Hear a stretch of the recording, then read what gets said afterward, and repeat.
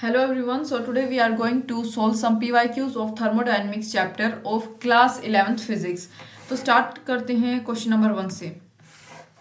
क्या दे रखा हमें 1 gram of water of volume 1 centimetre cube at 100 degree Celsius temperature जो कि ये इज कन्वर्टेड इनटू स्टीम में कन्वर्ट हो गया कर दिया सेम टेम्परेचर पे अंडर नॉर्मल एटमॉस्फेरिक प्रेशर पे।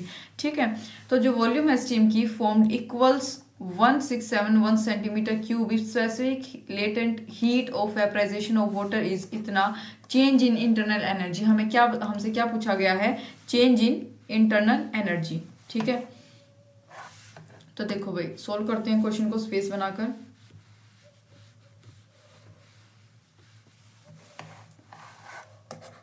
Delta Q is equal to हमें क्या दे रखा है ये, ठीक है, इंटू 1 इज इक्वल टू क्या आएगा 2256 joule. Delta W is equal to क्या होता है पी, वॉल्यूम किसकी? स्टीम की माइनस वाटर। ठीक है, तो यहाँ पे हमारे पास क्या आएगा इज इक्वल टू 1 इंटू 105 दे रखा हमें, गिवन है ये 1671 minus 1 into 106 is equal to आएगा 167 जूल। ये हमारे पास आएगा। हम जानते हैं कि डेल्टा क्यू का फॉर्मूला क्या होता है भाई, delta U plus delta W. Delta Q हमारे पास क्या है 2256 is equal to delta U यानी इंटरनल एनर्जी। डेल्टा यू का मतलब होता है इंटरनल एनर्जी, जो हमसे क्वेश्चन में पूछा गया हमें निकालना है। ठीक है, internal energy delta U plus W, delta W अभी हमने निकाला है। वर्क डन कितना 167 जूल। आप सोल्व करोगे आंसर आ जाएगा क्या 2089 जूल। ठीक है, यानी कि हमारे पास कौन सा ऑप्शन आया है करेक्ट? इसका करेक्ट ऑप्शन क्या होगा? सी। नेक्स्ट बात करेंगे क्वेश्चन नंबर 2 की। A sample of 0.1 gram of water at 100 degree Celsius and normal pressure जो हमें ये दे रखा रिक्वायर करता है 54 calorie of heat energy to convert steam at 100 degree Celsius. अगर वॉल्यूम जो है स्टीम की प्रोड्यूस्ड इज 167.1 सीसी, जो चेंज बताना है किसमें? इंटरनल एनर्जी में।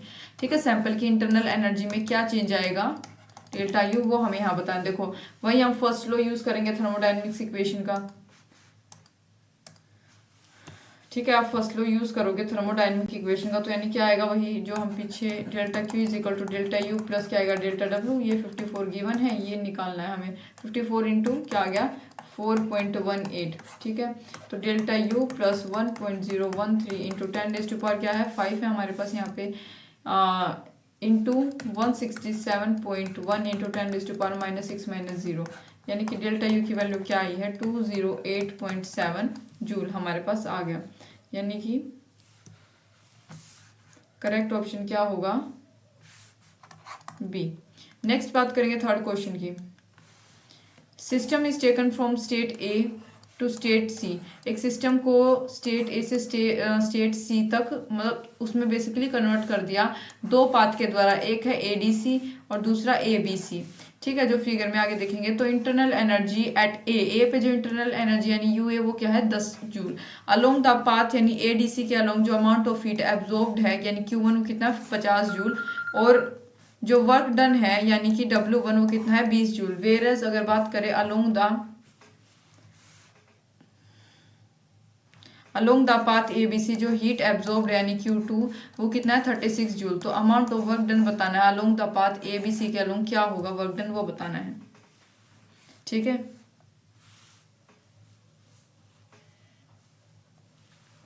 अब देखो यहाँ पे हम कैसे सोल्व करेंगे इसको।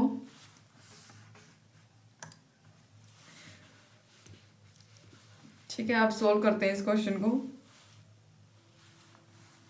फर्स्ट लॉ थर्मोडायनेमिक्स का हम यूज करेंगे डेल्टा क्यू यानी एडीसी के पाथ के थ्रू। सबसे पहले तो हमारे पास क्या आएगा delta U ADC plus W work done ADC. ठीक है, तो यानी कि 50 joule 50 joule is equal to delta U ADC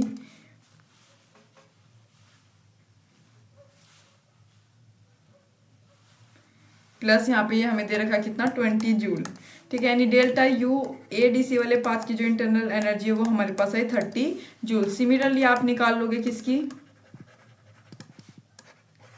ABC वाले पाथ की।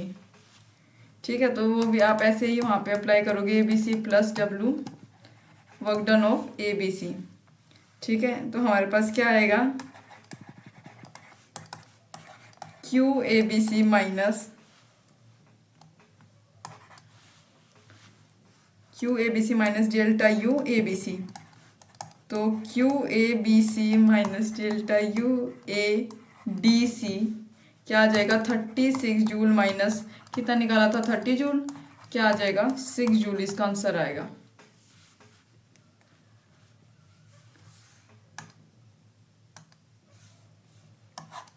यानी ये ऑप्शन। नेक्स्ट बात करेंगे किसकी, फोर्थ क्वेश्चन की। Ideal gas goes from state A to state B by 3 different processes as indicated in the pressure volume का जो ग्राफ दे रखा है यहाँ पे, प्रेशर वर्सेस वॉल्यूम का ग्राफ, उसमें जैसे कि 3 पाथ हमें दिखा भी रखे। देखो एक तो ये पाथ रहा कि भाई ए टू बी ऐसे जाए, एक ये ए टू बी ऐसे जाए, और एक ए टू बी ऐसे। ठीक है, 3 हमें शो कर रखे। तो यहाँ पे हमें देखो हम निकाल लेंगे, क्या निकालना है। तो अगर Q1, Q2, Q3 इंडिकेट करते हैं हीट, जो कि एक हीट अब absorbed by the gas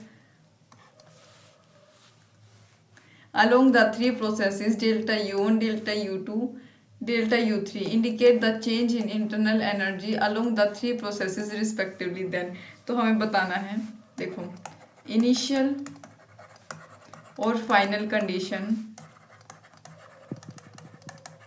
same है पूरे प्रोसेस के लिए।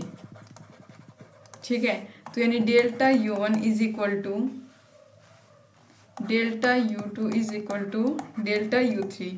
फर्स्ट लॉ ऑफ थर्मोडायनेमिक्स के अकॉर्डिंग